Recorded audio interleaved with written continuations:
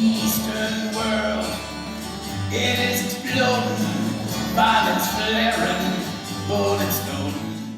Boom came from a number of ideas that were floating in my head at the time. One was that I wanted to tell the history of rock and roll, specifically how it became interesting to me in the late 60s. You're old enough to kill, but not for voting, you don't believe. I couldn't tell that story without the political movements of the time. I couldn't tell it without the technology that was progressing at the time.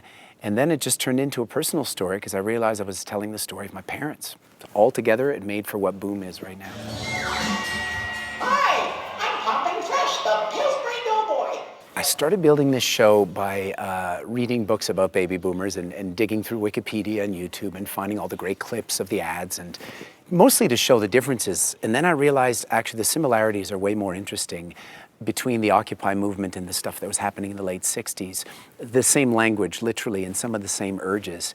And then, of course, the music was a great research point because I could just dig into how rock and roll became what it was.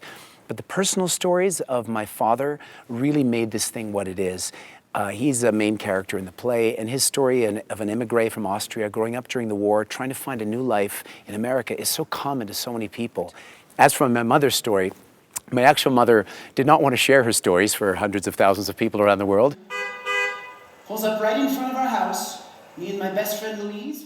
So my wife's aunt was generous enough to share not only her stories, but her family photos. All the videos that we show are real clips from real people. So Boom is a collage of real stories, but I've slightly tweaked it because I can. I'm the writer, the director, and the performer. Boom kicked off here in January 2014. The first time I ever did it for an audience was here with Theatre Calgary, presenting with High Performance Rodeo with One Yellow Rabbit. And it was probably a lot sweatier because I was probably very nervous as to whether I could pull this thing off and whether audience would like it. Since then, everything has been tweaked, everything's been focused. A lot of the songs were changed, the media has changed. The show still remains the same. And Calgary was a proof of concept, and the concept worked. And all we needed to do was refine it, make it better. And now we've had 250 shows from coast to coast to coast. Part of our concept with Boom and with all the shows we do under our company Kidoons is that the show is just one part of a bigger experience, either online or in the lobby. And I consider this a conversation that I've been having with the audience. The after-show talkback is really just part of that conversation. I hear from people who actually lived through this period, unlike me, who actually give me stories that expand on the play. And I always tell them, tell me that story in the lobby, because we have a camera that films them. We put them up on our site, encyclopediacanada.com.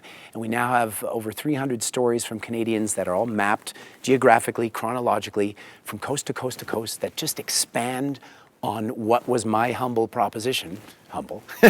But that audience participation, I think, is what makes Boom bigger than just a show.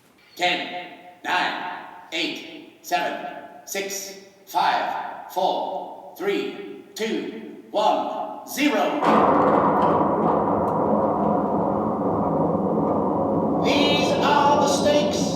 I think the baby boom generation, unlike any other generation, had this confluence of politics and culture that came so close to touching each other. And what I mean by that is that every cultural gesture, whether it was the cut of your hair or the cut of your pants or how low you wore your skirt, wasn't just, a bit of provocative. It was political. It scared the previous generation. It scared politicians. They were truly frightened of what young people could do, and with good reason at that time, because there's so many of them. And the music that they were listening to really was angry and had some power to it. So I think that generation excites me, and really the proverbial crap hit the fan because of that confluence of politics and culture. Ladies and gentlemen, the Beatles! Close your eyes and I'll kiss you. Tomorrow I'll miss you. It really is so much fun for me to inhabit everyone from Perry Como all the way to Elvis and the Beatles, but yes, to Janis Joplin and even to David Bowie by the end. I think that range just tells a really interesting story of what Boom is. It's this one-man explosion of voices, but I do it not out of a desire to show off, but out of a desire to inhabit, hopefully make people live an experience that is really unique and unlike anything they've ever seen in the theater. And I say, no, my love.